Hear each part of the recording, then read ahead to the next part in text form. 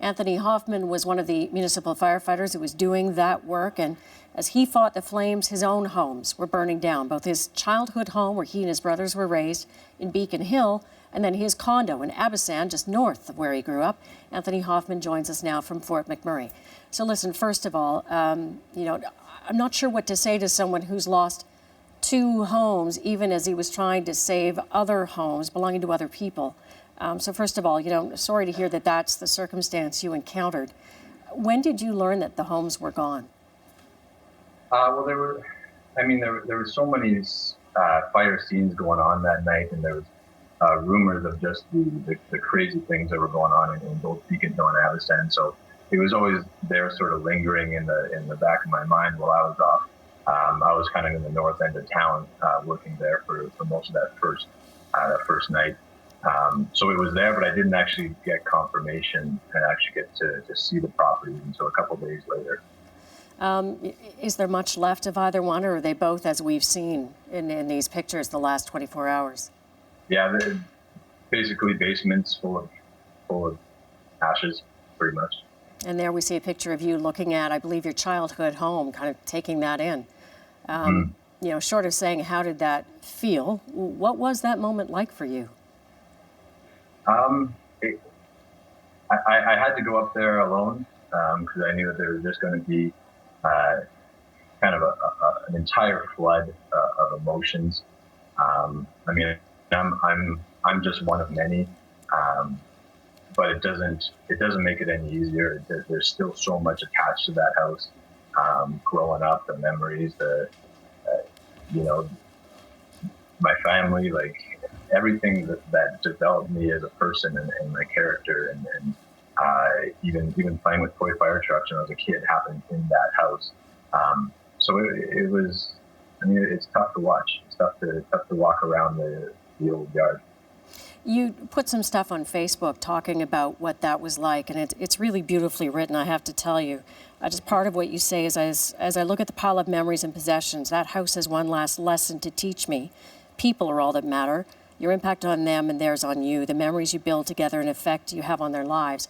You talk about, that driveways where you learned to ride a bike, where you had a lemonade stand, where you were out there shooting hoops with your siblings. How do you hold those memories close to you instead of looking at it as it is right now? That's a great question. I think the biggest thing is today is a day off for me, thanks to a lot of the efforts of a lot of people working right now. Firefighters from all over have come to help us out. And so I'm driving down to Edmonton right away, and I get to see my family. And I think I can just imagine the stories that are going to be passing between me and my brothers, parents. And I think that's how it's in our relationships. It's the strength of the family ties that take that home out of the walls that it was in and keep it with us as a family. We've heard about the challenge that you and other firefighters were up against as these flames moved into multiple locations. And there's, frankly, there's only so much you can do, as you've had to see yourself. How frustrating was that to know that, you couldn't save everything? I think as a firefighter, we want to save everything. That's one of the reasons we get into this, and to see something like this happen to so many families. Like I said, I'm just one of many. It's heartbreaking, and I know that this community is incredible in its tenacity and its resilience, and look into the future. I know we're going to rebuild, but as a firefighter, it is tough to watch, because this is your job. You feel almost a little bit responsible. I know it's not our fault. I know that we did everything we can, and it was a big task that we had ahead of us. But we do. Me personally, I guess I do feel for every family that has experienced loss in the city. But again, I hope that we can look forward with hope. We're going to turn this into the beautiful city that I grew up in again. We're going to rebuild, and there's something almost exciting about that. You know, as you said, this is your home. It's where your childhood memories are. And, you know, I haven't been back to my childhood home, haven't lived there in a long time, but you always have that connection to a place. I'm wondering if, given what you've been through in this past week, if your connection to Fort McMurray is in some ways deeper.